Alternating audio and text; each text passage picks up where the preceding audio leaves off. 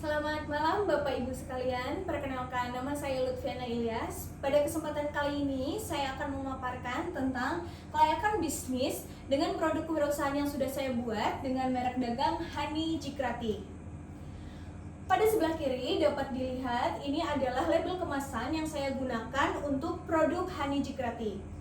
Pada label kemasannya sendiri, yang pertama saya mencantumkan merek dagang, kemudian komposisi, dan kemudian masa expired. Di fokus item saya pada pemaparan kali ini, yang pertama ada deskripsi produk, aspek pemasaran, keuntungan perusahaan, umur usaha, faktor teknis dan teknologi, lingkungan pasar, persaingan dan kompetitor, dampak lingkungan, serta yang terakhir yaitu faktor legalitas. Apa sih Hani Cikrati itu? Hani Cikrati adalah minuman fungsional siap minum yang berbahan dasar. Yang pertama, ekstrak atau seduhan daun kratom, tentunya dengan dosis yang aman. Kedua, ada potongan jahe alami. Yang ketiga, ada madu asli sebagai pemanis alami. Dan yang terakhir, ada air steril atau RO. Kenapa saya pilih bahan baku kratom? Kratom berasal dari daun atau pohon Mitragina speciosa, sejenis pohon cemara tropis dari keluarga kopi yang banyak tumbuh di Asia Tenggara.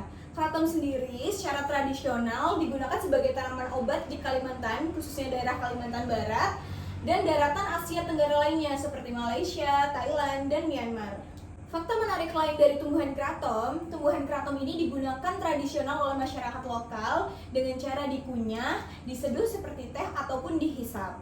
Daun kratom mengandung alkaloid seperti mitragin, 7-hidroksimitragin, dan bahan aktif lainnya yang berfungsi sebagai pereda nyeri.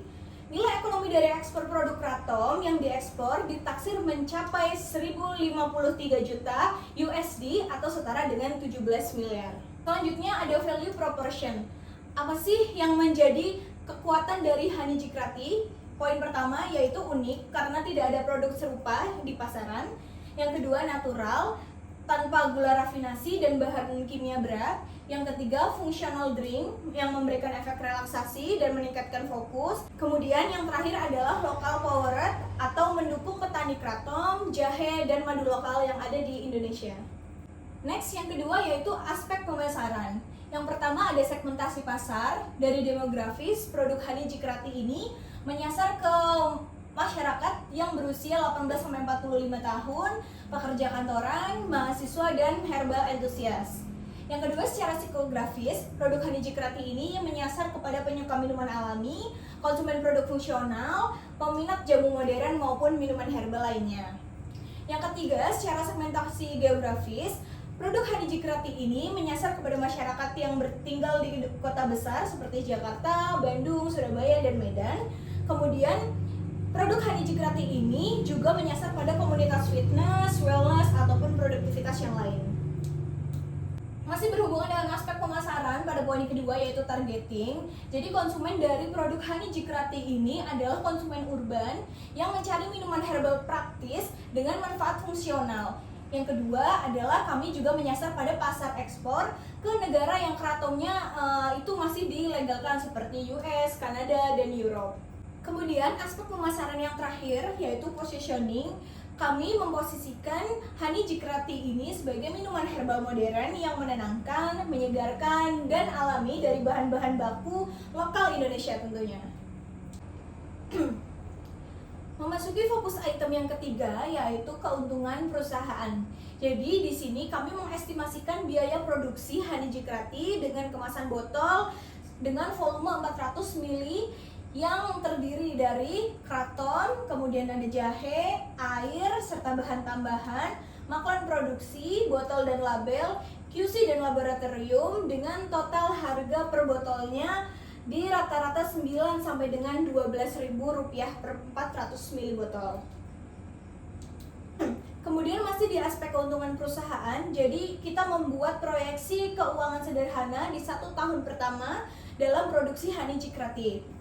Dapat dilihat yang pertama ini ada produksi awal dengan estimasi 5.000 botol per bulan. Kemudian kita berhasil menjual 60%-nya yaitu sekitar 3.000 botol per bulan. Nah kemudian dari penjualan ini kita akan mendapatkan sekitar 60 juta per bulan dengan harga pokok penjualan 33 juta per bulannya. maka kita akan memperoleh laba kotor senilai 27 juta per bulan. Sehingga laba bersihnya setelah dikurangi dengan biaya pemasaran, operasional, dan biaya lain-lain dapat ditemukan angka 15 sampai 18 juta per bulan untuk keuntungan di tahun pertama produksi Honey Cikrati. Kemudian memasuki fokus item yang keempat, yaitu umur usaha. Di sini saya membuat timeline selama 5 tahun dari tahun 2026 sampai dengan 2030. Untuk di tahun 2026, di mana ini adalah tahun pertama Honey Cikrati diproduksi, maka saya akan berfokus di 2026 dan 2027 ini tentang launching produk, kemudian ada legalitas, kemudian ada GMP, serta pemasaran lokal. Kemudian di tahun ketiga dan tahun keempat, saya berencana melakukan ekspansi bisnis dengan melakukan ekspor produk Honey Cikrati. Kemudian ada faktor teknis dan teknologi. Jadi bahan apa saja sih yang dibutuhkan untuk membuat produk Honey Cikrati ini? Yang pertama ada kratom kering, kemudian ada jahe segar, ada madu asli, air RO, asam sitrat sebagai pengatur kemasan, serta pengawet food grade apabila kita akan melakukan ekspor produk Honey Cikrati. Kemudian peralatan yang digunakan, yang pertama ada tangki perebusan, ada kompor industri, saringan stainless, tangki pencampur untuk mixing, kemudian ada pasteurizer, kemudian ada cooling tank. Yang ketiga yaitu metode produksinya. Metode produksinya dimulai dari daun kratom dengan takaran 2-6 mg per botolnya karena ini masuk ke dalam kategori ringan dan aman.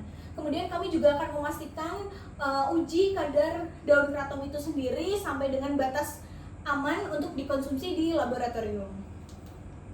Lanjutan dari metode produksi, yang pertama ada pre-treatment daun kratomnya, kemudian ada brewing, ada filtrasi, mixing dengan jahe dan madu, pasteurisasi dengan suhu 80-90 derajat Celcius, kemudian ada pengisian panas atau hot fill, pendinginan, dan pengemasan primer maupun pengemasan sekunder. Poin ke-6 yaitu lingkungan pasar dan kompetitor. Apa sih yang menjadi kekuatan dari Honey Cikrati ini? Yang pertama kita lihat tren industri yang berkembang sekarang. Tren industri yang sedang berkembang sekarang itu minuman herbal itu meningkat untuk peminatnya. Yang kedua, tren natural wellness tumbuh 10-15% sendiri di Indonesia. Kemudian untuk poin ketiga, pasar kratom di dunia bernilai lebih dari 1 miliar USD dolar. Untuk kompetitornya sendiri dari produk Honey Cikrati itu adalah minuman teh herbal sejenis yang mempunyai efek hampir mirip seperti Honey Cikrati, yaitu efek meningkatkan fokus, relaksasi, dan mengembalikan stamina seperti yang saya lampirkan. Ada teh daun mint, kemudian ada teh bunga rosella, dan yang ketiga adalah teh bunga telang. Kemudian ini adalah bisnis plan yang saya buat untuk produk Honey Cikrati. Yang pertama ada key partners, itu ada petani atau pengepul kratom, supplier madu dan jahe, laboratorium, distributor, dan marketplace tentunya. Key activity yaitu pengolahan ekstrak daun kratom yang aman, formulasi rasa jahe, madu, distribusi, serta branding. Kemudian ada key resource. Yang pertama ada SOP produksi tentunya, legalitas, kemudian riset dan uji. Yang ketiga ada value proportion seperti yang sudah saya sebutkan di awal. Jadi Honey Cikrati ini merupakan minuman herbal modern, unik dan fungsional. Kemudian ada bisnis plan yang keempat yaitu customer relationship. Jadi di sini kami akan melakukan edukasi melalui media sosial kepada masyarakat luas tentang manfaat kratom, kemudian sumbernya dari mana, terus kemudian uji labnya seperti apa, batas amannya seperti apa, dan yang lain-lain, sehingga masyarakat ini tidak perlu ada keraguan untuk meminum produk Honey Cikrati. Poin selanjutnya yaitu channel. Kita akan bekerja sama di marketplace tentunya, sosial media, dan ekspor. Kemudian untuk customer segmennya sendiri kita ada pekerja kantoran, health and wellness enthusiast, dan pasar ekspor.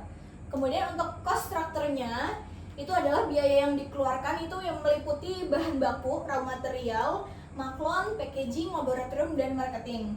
Kemudian ada bisnis plan yang terakhir yaitu revenue streams.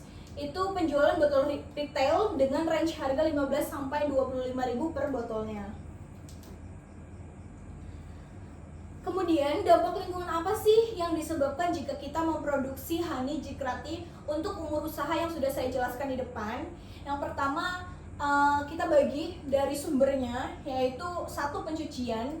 Jenis dampaknya itu ada limbah cair organik, potensi bahayanya itu ada kontaminasi air, tingkat resikonya sedang. Kemudian ada pengeringan dengan jenis dampaknya emisi dan energi dengan tingkat resiko sedang sampai besar. Kemudian ada penggilingan, jenis dampaknya ada debu yang menyebabkan polusi debu, gangguan pernapasan dengan tingkat resiko sedang sampai dengan tinggi. Kemudian ada limbah padat, yaitu nanti sisa-sisa organik dari raw materialnya. Itu potensi bahayanya bau dan hama dengan tingkat resiko rendah sampai dengan sedang. Kemudian pengemasan, jenis dampaknya yaitu sampah plastik. Potensi bahayanya karena sampah plastik ini merupakan sampah non-degradable dengan tingkat resiko yang sedang. Kemudian yang terakhir ada kebisingan. Karena kita menggunakan mesin, tentunya potensi bahayanya adalah gangguan kesehatan dengan tingkat resiko sedang. Kemudian masuk ke poin 9, yaitu regulasi dan perizinan. Karena memang kratom ini belum ada undang-undang yang mengatur secara legal boleh mengkonsumsi kratom, entah itu untuk budidaya ataupun untuk pembuatan produk. Jadi siasat yang bisa kita lakukan yang pertama adalah kita bergabung dengan Asosiasi Petani Kratom. Jadi ini saya ada menemukan 2 asosiasi petani kratom di Indonesia yang sudah dilegalkan oleh pemerintah. Yang pertama ada Pekrindo, yaitu Perkumpulan Pengusaha Kratom Indonesia. Yang kedua ada APURI, Asosiasi Petani Puri Indonesia. Jadi kratom ini nama lainnya adalah puri. Kalau masyarakat Kalimantan Barat dan sekitar menyebut itu dengan nama puri. Masih di poin regulasi dan perizinan. Jadi pada tahun pertama dan kedua saya melakukan usaha, saya akan membentuk koperasi produsen kratom yang akan mewadahi saya untuk tempat berusaha dan menjual produk saya. Yang kedua, saya akan membuat akta pendirian tentunya. Kemudian ada NIB, izin lingkungan karena terkait dengan dampak lingkungan yang tadi. Kemudian ada izin pembuangan limbah, serta yang terakhir yang paling penting ini untuk ekspansi bisnis yaitu izin ekspor. Oke, selanjutnya closing statement dari saya. Jadi honey jikrati ini memiliki potensi yang tinggi sebagai minuman herbal modern yang unik, terutama untuk pasar ekspor dan komunitas wellness. Tantangan utama adalah regulasi nasional dan edukasi kepada konsumen yang sudah saya sebutkan sebelumnya. Namun jangan khawatir, dengan branding yang tepat, standarisasi kadar alkaloid, dan strategi pemasaran yang kuat, saya rasa produk ini dapat berkembang dengan cepat sebagai alternatif minuman herbal premium. Dan seperti inilah wujud dari produk honey jikrati yang sudah saya buat. Dan ini ada label kemasan dan ini adalah produknya. Sekian yang dapat saya sampaikan, kurang lebihnya mohon maaf. Terima kasih.